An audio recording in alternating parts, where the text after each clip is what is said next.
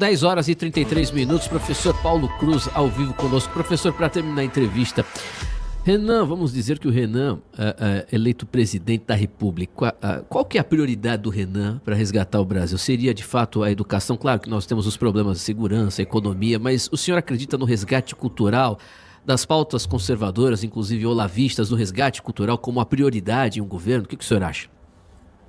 Não, eu acho que isso não... Não que isso não seja importante, né? Mas eu acho que isso não é prioritário, digamos assim. Nós temos problemas muito mais agudos no Brasil do que propriamente um resgate cultural. Acho que o resgate cultural ele é um resultado de outras coisas, né? Então, ele é o resultado da sensação de segurança, ele é resultado de uma educação melhor organizada, ele é resultado de famílias melhor estruturadas, ele é resultado de uma série de outros fatores, né? Então não dá para você top-down falar, vamos recuperar a cultura, né? Não é assim, mas o que é recuperar a cultura? Então é uma coisa ampla demais. Então, eu não acredito que isso seja prioritário, né? E não que eu acredito que isso seja importante. Eu acho que a própria sociedade tem uma tarefa nisso, né? E essa tarefa ela é realizada através da educação. Não tem outro caminho. É na escola, nos programas, sei lá, de mídia aí, televisivos e tal. Então a cultura ela vai se moldando a partir de influência, né?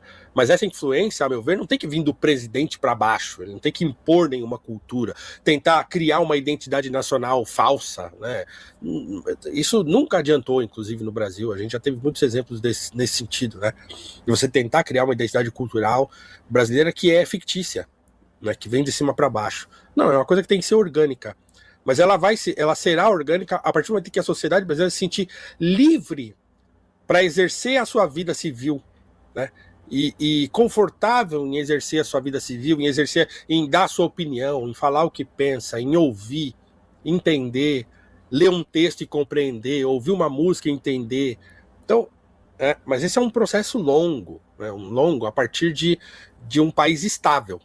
Então, acho que o mais fundamental para a gente nesse momento é tornar o Brasil um país estável, o que já é um desafio hercúleo, né? Tornar o Brasil um país estável é um trabalho hercúleo e do qual qualquer governante que conseguir fazer isso, né, já vai ter colocado o país nos eixos. O resto é consequência. Cansa, né, professor? Essa polarização cansa pra caramba. Vou dizer pro senhor que eu já mudei, a gente amadurece, eu tinha uma visão, a gente vai amadurecendo, mudando, tem que aperfeiçoar isso, aquilo. Mas você vê que em vários aspectos enche o saco essa polarização. A gente deixa de apreciar até algumas coisas que fica com certo rótulo e com receio de apreciar porque aquilo vai na contramão que a gente aprendeu na política, na internet. E não é dessa forma, não é desse jeito. Até em música, tudo. O senhor gosta, eu vejo no seu Instagram, fala muito sobre... E deve deixar muita gente, como é que fala, revoltada, nervosa, com a liberdade que o senhor tem, né, professor? É verdade. Assim, é cansativo porque, e desculpem o termo de novo, porque é estúpido, né? Porque o ser humano não é assim. Se a gente é assim, é o tal do examine-se o homem é a si mesmo. Quando a gente olha pra gente mesmo, a gente é um poço de contradições. Num dia inteiro, você passa um dia com a sua família, né? Tanta coisa acontece. Né? A gente tem que mudar de opinião muitas vezes. A gente tem que... a gente que é casado, quantas vezes você não tá numa discussão com a esposa, assim, não é aquela discussão, numa coisa saudável de casal, de repente você tem que mudar de opinião, você tem que ceder, você tem que aceitar, você tem que mudar, você tem que convencer o outro, né? Então, assim, meu Deus, mas o normal da vida humana é esse, né? É a gente saber que a gente está imerso em contradições, porque o mundo é um mundo cheio de contradições, né? E que o que a gente precisa fazer é tentar apaziguar essas contradições de alguma maneira, mas elas existem. Eu falo sempre, eu gosto de usar isso como exemplo. Eu tenho um grupo de WhatsApp com 3 amigos. Esses 3 amigos são professores também, a gente dava aula na mesma escola pública, na época que eu dava aula em escola pública. Os 3 são de esquerda. Um deles é petista afiliado, militante. E nós temos esse grupo de WhatsApp há 10 anos.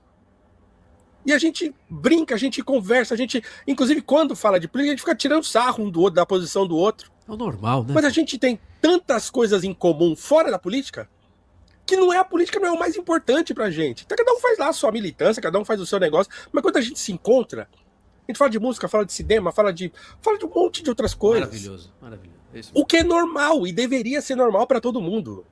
E deixou de ser. né? E é triste, mas eu espero que um dia isso as pessoas entendam que, assim, gente, é normal você não concordar com as pessoas e tudo bem, vida que segue, né?